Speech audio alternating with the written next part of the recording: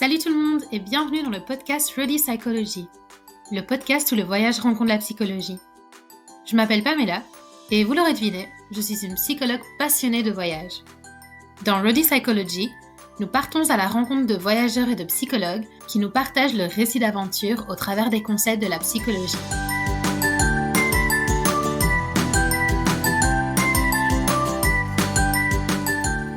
La curiosité, c'est explorer, découvrir.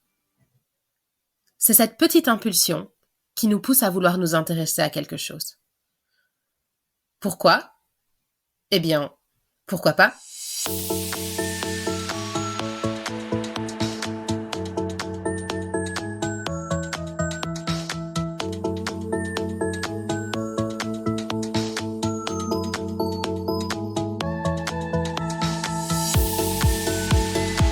Il s'agit de partir à la recherche de nouvelles choses pour la simple et unique raison que nous ne connaissons pas cette chose.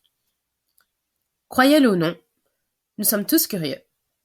Nous avons tous ce désir d'apprendre, d'expérimenter, de nous intéresser, de trouver des passions.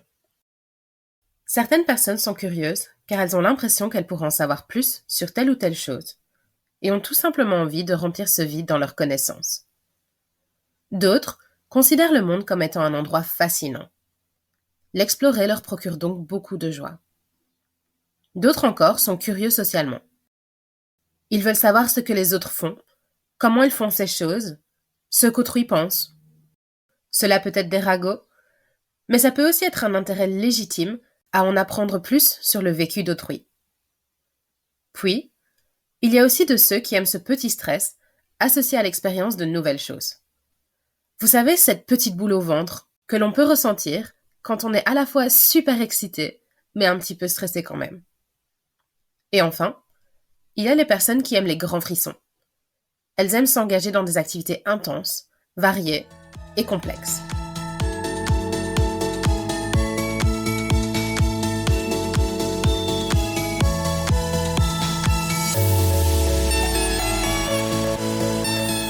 La curiosité a aussi de nombreux avantages. Tout d'abord, elle nous pousse à partir à la recherche de nouvelles choses, de nouvelles informations, et donc à apprendre. Ensuite, elle soutient notre réussite. C'est comme si cette envie d'apprendre nous motivait à aller au bout de nos expériences. Plus encore, la curiosité nous pousse à aller au-delà des attentes. Elle nous rend créatifs. Grâce à la curiosité, nous sommes ouverts aux nouvelles idées et nous sommes donc plus aptes à innover. Puis, au niveau social, la curiosité renforce nos relations et développe notre empathie. En nous intéressant sincèrement à autrui, nous sommes plus ouverts, plus à l'écoute, plus présents pour l'autre et sans jugement. Elle renforce notre gentillesse, notre générosité et notre modestie. Enfin, la curiosité nous fait ressentir de nombreuses émotions positives, comme la joie et l'espoir. Personnellement, la curiosité, je la vois comme une petite étincelle. C'est cette passion qui nous pousse à aller au-delà de l'ordinaire et qui nous fait découvrir l'inattendu. Et surtout, la curiosité nous rend heureux.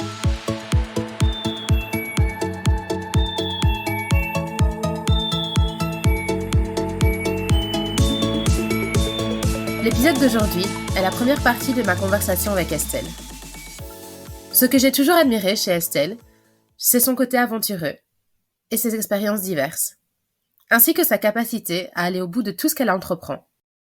Entre faire des études secondaires en Australie, faire un stage de surf au Portugal, participer à un concours de chant en Belgique, à une compétition de voyage en stop jusqu'en Espagne, à partir en canoë-trip en Suède, ou poursuivre sa vocation d'artiste en France, Estelle est toujours en quête de son prochain rêve. J'espère qu'Estelle vous inspirera, autant qu'à moi, à suivre votre curiosité. Qui sait, peut-être que cette dernière vous emmènera dans des situations improbables, mais magnifiques. Je ne vous en dis pas plus, et vous souhaite une très belle écoute.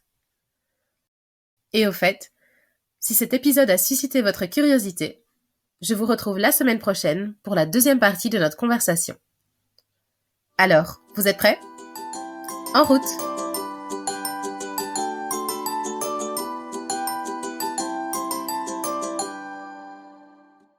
Coucou Estelle, comment tu vas?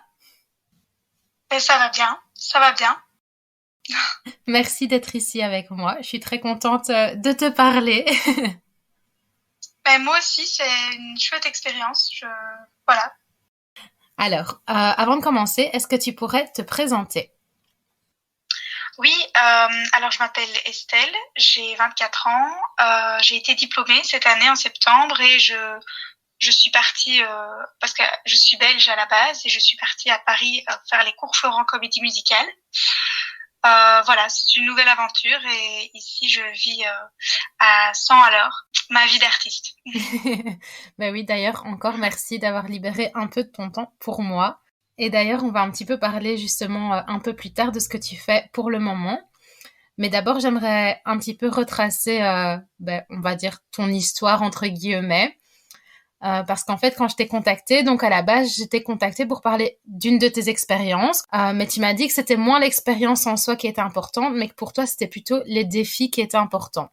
Est-ce que tu pourrais me dire ce que tu entends Oui, par là? eh bien, quand j'avais 20, 21 ans, je suis partie faire le Barcelona Express. C'est l'occasion en fait de faire de l'autostop pour arriver à Barcelone. C'est une sorte de compétition mais amicale avec une amie à moi.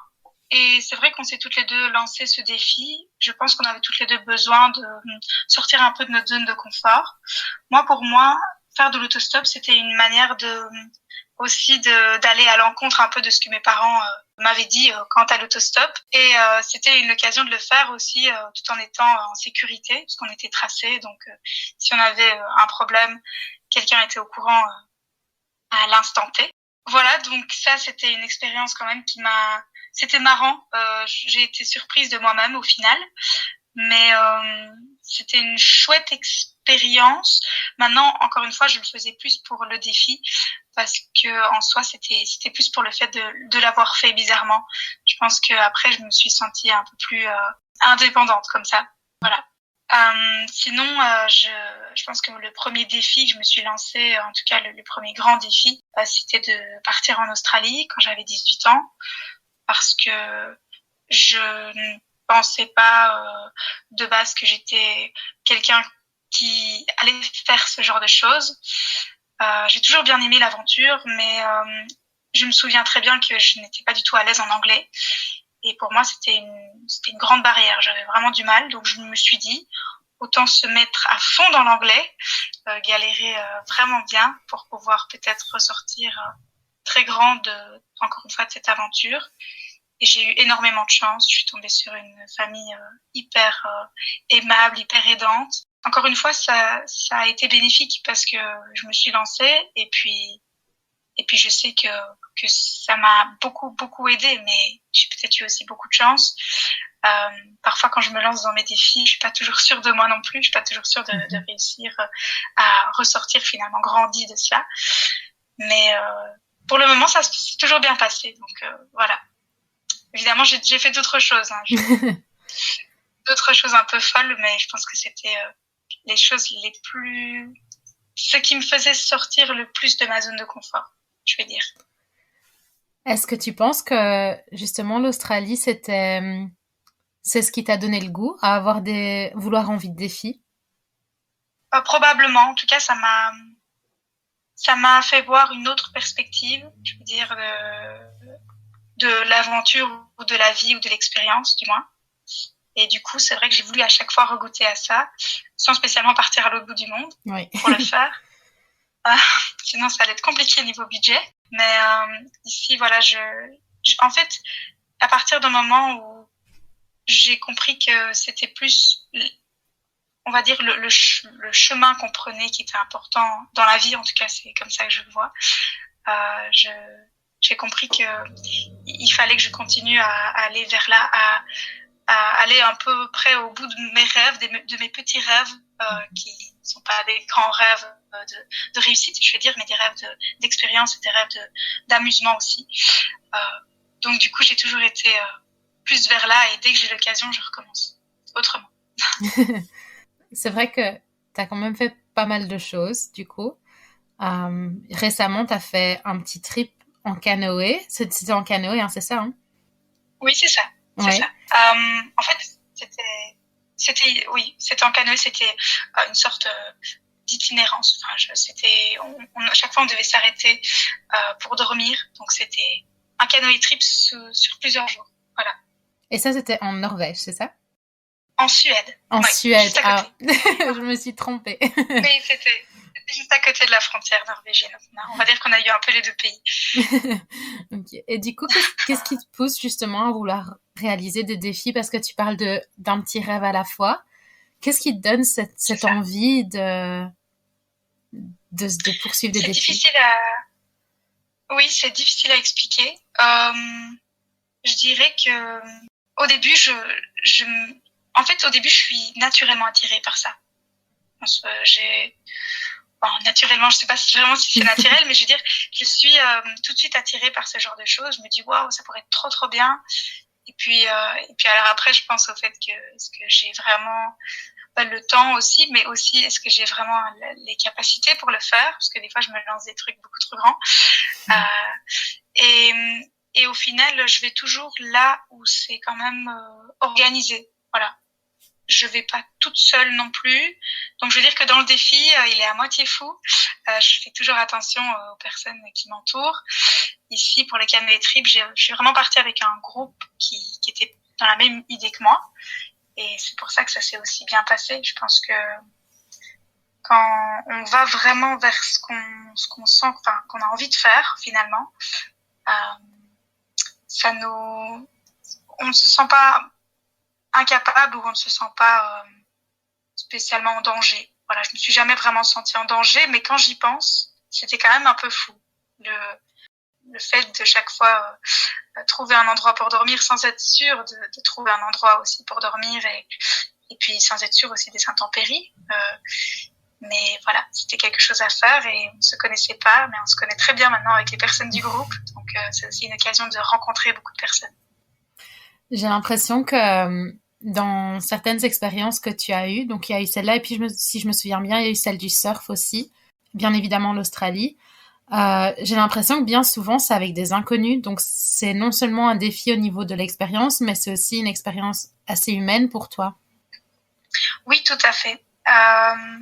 Est-ce que finalement c'est vrai, ce ne serait pas de par le fait que j'ai envie de rencontrer de nouvelles personnes, mais c'est vrai que c'est une manière d'aller peut-être vers des personnes qui sont dans la même optique que moi. En tout cas pour tout ce qui est défi, pour tout ce qui est expérience comme celle-là, de sport extrême par exemple, comme le surf, même si le surf, j'étais quand même pas vraiment sûre de moi. Le moment où je devais partir, je m'en souviens très bien, c'était un peu confus dans ma tête. J'étais pas sûre de moi. Je savais que l'eau, j'aimais beaucoup la mer, mais l'eau, je pouvais paniquer aussi avec les vagues et tout ça, et donc voilà, j'étais pas sûre d'en être capable.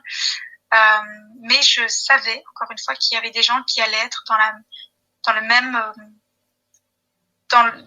même activité que moi et que ça allait peut-être justement m'aider à sortir de ma zone de confort, accompagnée au final, donc jamais toute seule. Je pense que je ne le ferai pas toute seule. Toute seule, c'est pas la même chose. C'est pas la même chose. C'est pas pour le sport en soi ou pour l'aventure en soi. Ou pas encore, du moins, je suis pas encore prête à le faire toute seule, mais c'est aussi pour l'expérience humaine et les gens qu'on rencontre. Et tout ça sort un peu de notre routine. Voilà. Ouais, clairement. Et c'est fou parce que pour certaines personnes, justement, c'est le fait d'être avec des personnes inconnues qui leur font peur. Tandis que toi, c'est quelque chose qui te rassure. Oui, c'est ça. Mais je pense que les inconnus, voilà, quand je rencontre une personne, je n'ai jamais du mal à m'intégrer. Je pense que c'est plus par la suite que, bizarrement, c'est compliqué de s'intégrer dans un groupe qu'on connaît, qu'on ne connaît peut-être pas, enfin, qui nous connaît peut-être pas très bien, c'est ça que je veux dire par là.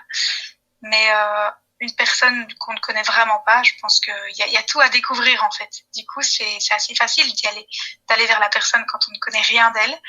Après, quand on connaît et qu'on sait un peu comment elle fonctionne, je pense que c'est là que la relation se complique, au final. Oui, donc t'aimes bien partir à la découverte et vraiment, comment dire, aller vers les gens et découvrir les gens tels qu'ils sont plutôt que avoir tes a priori et puis agir en fonction de ces a priori-là. Oui, c'est ça. Après, voilà, on a toujours parfois des a priori sur certaines personnes qu'on voit à peine, mais c'est vrai que j'ai toujours repoussé cette première idée peut-être qu'on pourrait avoir de quelqu'un, parce que encore une fois, je me dis si la personne est là, c'est qu'en fait sa vie l'a menée là et qu'elle a envie de faire quelque chose qui sort un peu de l'ordinaire ou quelque chose qui peut-être lui apporte ce qu'elle n'a pas dans sa routine. Donc c'est vrai que c'est une manière de partager des choses avec des inconnus, mais du coup, ils ne sont plus vraiment tout à fait inconnus et puis ils nous changent aussi, je pense. C'est une manière de voir les choses autrement ou de découvrir les choses sous un autre angle. Et est-ce qu'il y a une rencontre qui t'a particulièrement marqué pendant un de tes voyages, une de tes aventures?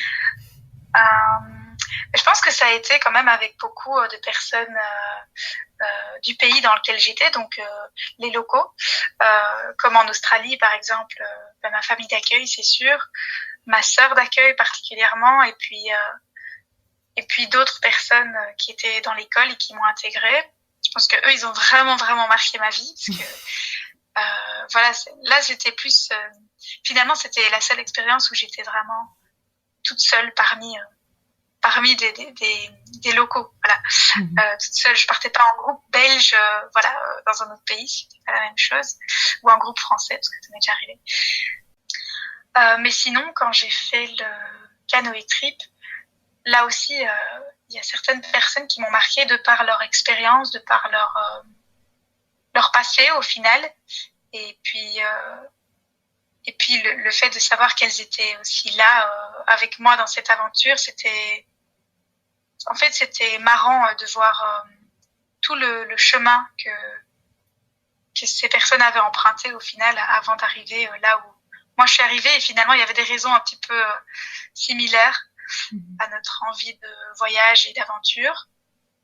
Et oui, il y a quelques personnes qui ont marqué vraiment finalement qui je suis, mon identité presque. Maintenant, voilà, je pense que je suis pas là à faire ces expériences-là ou à me lancer dans ce genre d'idées, de choses, pour vraiment garder aussi les amis que je me fais, parce que des fois c'est compliqué, parce que des fois on vit loin l'un des autres, je veux dire les uns des autres, et en fait voilà, c'est juste que je rencontre les personnes, je m'en souviens très bien, je me souviens très bien de ce qu'on s'est dit, et puis de comment ça nous a fait grandir, je vais dire, humainement. Et puis par la suite, c'est pas pour ça qu'on se revoit, mais il y a des personnes qui m'ont marqué, ça c'est sûr. Ouais. Donc elles font partie de ton histoire, et puis parfois elles y restent, et parfois les chemins se séparent. C'est ça, tout à fait. Même si, voilà, si je commence à leur reparler ou qu'on s'envoie un message, on pourrait toujours échanger beaucoup, je pense. Maintenant, c'est un petit peu spécial parce qu'on sort de notre routine et puis on re-rentre dedans. Et donc, du coup, c'est comme s'il y avait une sorte d'impossibilité de continuer, je vais dire, une relation qui a commencé dans ce genre d'aventure. Ouais. Ouais, parfois c'est vrai que c'est difficile parce qu'on vit quelque chose d'intense dans un moment restreint. Et c'est comme si c'était une bulle, en fait. Enfin, moi, je le vois comme une bulle. Oui, non, mais c'est ça. Je dirais que c'est vraiment un moment à part. En fait, c'est une sorte de pause. Et du coup, on est probablement vraiment nous-mêmes, en tout cas, hyper relax, je veux dire, par rapport à peut-être un train de vie un peu stressant.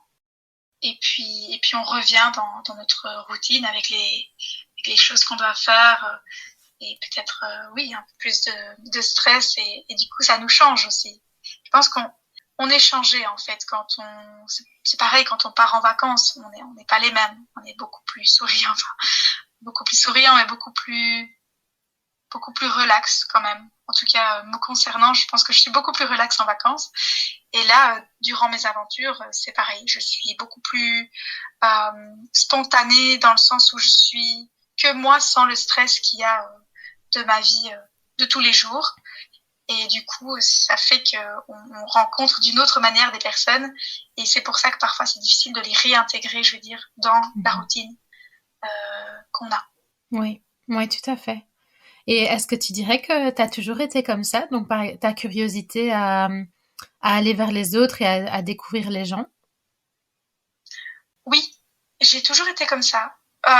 Enfin, je dirais que quand j'étais petite, je me souviens que dès qu'il y avait un nouveau dans l'école ou une nouvelle élève, j'étais hyper curieuse de savoir qui c'était. Donc voilà, je pense que ça c'est la raison pour laquelle je peux dire que j'ai toujours été comme ça. Maintenant, je pense que je suis pas non plus quelqu'un qui a facile socialement parlant. J'ai pas spécialement facile à être vraiment, à me sentir du moins très intégrée dans un groupe, bizarrement. Donc ça c'est assez paradoxal. Je pense que je suis à la recherche de relations humaines, enfin je veux dire d'expériences humaines comme ça, comme celle-là, donc de rencontres. Mais par la suite, c'est pas pour ça que je suis quelqu'un de hyper extraverti et quelqu'un de très à l'aise en groupe et en société en général même. Voilà. Donc rencontrer ça va, et puis par la suite, je pense que il y a plein de choses qui s'installent et là c'est un peu plus difficile à gérer. Ce pourquoi probablement je ne garde peut-être pas beaucoup de relations de mes aventures. J'ai l'impression que tu préfères partager des moments de qualité. Oui, c'est ça. C'est ça en fait. Tout ce qui est bon à prendre est pris. Mais par la suite, je sais que chaque personne a quand même son passé ou a ses envies, ses ambitions et son chemin au final, et que c'est pas toujours possible au final de vraiment croiser les chemins ou de se voir par exemple avec les personnes. Je sais que il y a quelques personnes justement de mes expériences que si je revois, ce sera extrêmement naturel d'avoir un contact facile, je vais dire, de se dire toutes les choses finalement qu'on ne s'est pas encore dites parce que des choses se sont passées entre temps. Mais il y a des personnes avec lesquelles il y aura plus rien parce que ce sera un peu oublié comme ça. Je pense que c'est une décision que chacun prend et on comprend tout de suite quand une personne compte peut-être vous garder quand même en contact, même si ce ne sont pas des contacts réguliers parce que c'est pas possible, ou qu'une personne ne compte pas spécialement vous garder dans sa vie, je veux dire. Oui. Et puis je pense aussi, enfin, tu me connais, hein, tu sais bien, et je pense que c'est pas parce qu'on est en contact souvent avec quelqu'un que la relation est plus forte. C'est ça. Mais c'est ça. Et en fait, c'est un peu voilà général ce que je vais dire. Mais j'ai l'impression que les personnes qui vont vers ce genre d'aventure, ce genre d'expérience, le savent. Ou en tout cas l'acceptent. Parce que ce ne sont pas des personnes après qui vont chercher absolument quelque chose de vous. Et ils vont pas attendre que vous soyez là, à demander comment ça va toutes les semaines. Ils savent que on a chacun notre vie et donc du coup ils sont pareils. Ils vont pas demander quelque chose en fait, c'est ça. Ils vont pas attendre quelque chose de vous. Absolument. Oui, non, c'est vrai. Et alors, pour revenir un petit peu à ta curiosité dont tu avais parlé un peu plus tôt, est-ce que tu penses que c'est aussi ça qui te pousse à vouloir toujours faire de nouvelles choses et avoir de nouvelles aventures, de nouvelles folies? Oui, parce que c'est vrai que quand je m'embarque dans quelque chose, je sais pas toujours comment ça fonctionne, donc c'est certain que je suis curieuse de savoir comment moi aussi je sais gérer, je vais dire, le surf, ou comment je sais pagayer sur un canoë, comment je sais me débrouiller à faire du feu et puis à installer ma tente dans un endroit quand même correct, tout en faisant finalement du camping sauvage. Tout ça, ce sont des choses, moi j'avais pas d'expérience, et donc du coup je me suis dit bon, on va s'y intéresser et puis ça va aller tout seul, et puis on verra, et puis si on a un problème on appellera quelqu'un, et j'imagine que quelqu'un viendra m'aider ou nous aider.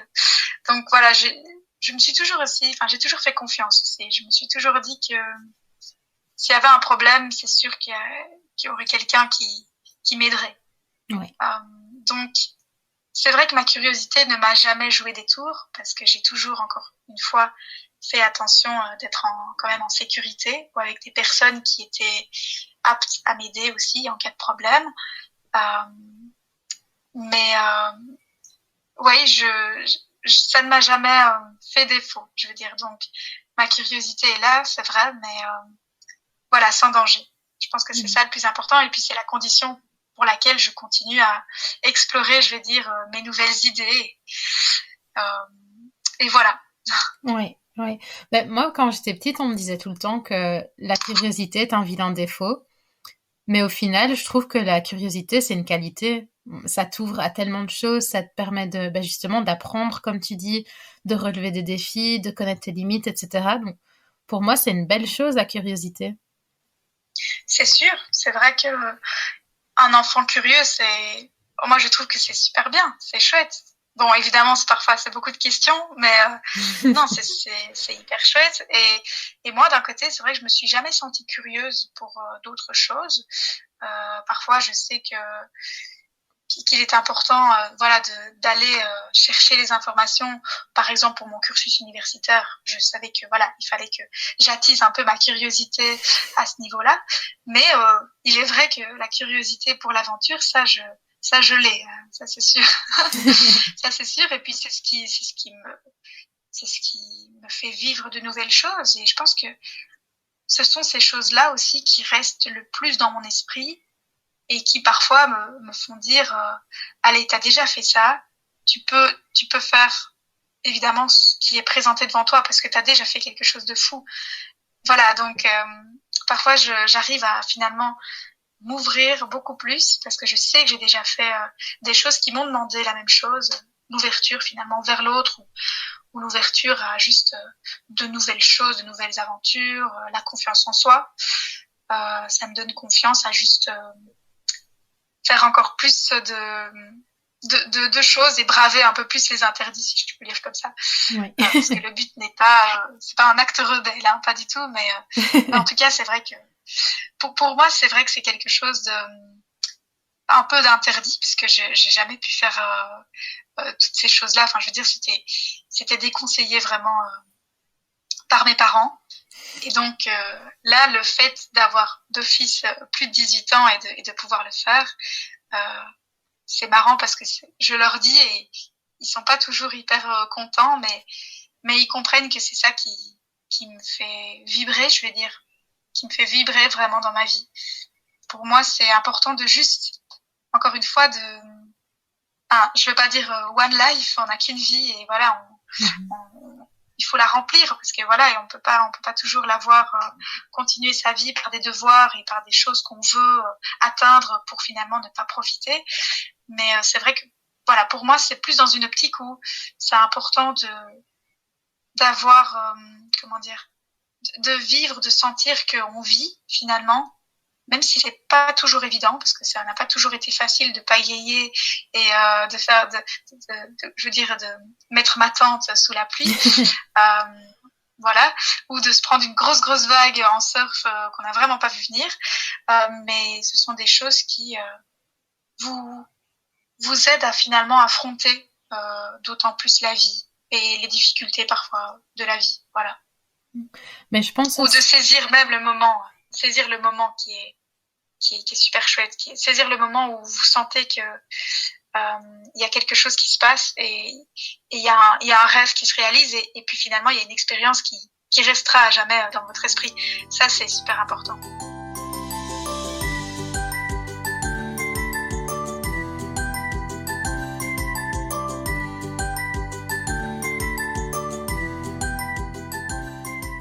Merci d'avoir écouté cet épisode de Rody Psychology. J'espère qu'il vous a plu. Si vous avez aimé l'épisode, laissez des petites étoiles sur votre plateforme d'écoute préférée et abonnez-vous pour être les premiers à écouter les prochains. Suivez-moi également sur Instagram, @RodyPsychology, et invitez vos amis à nous rejoindre dans ce voyage à travers la psychologie.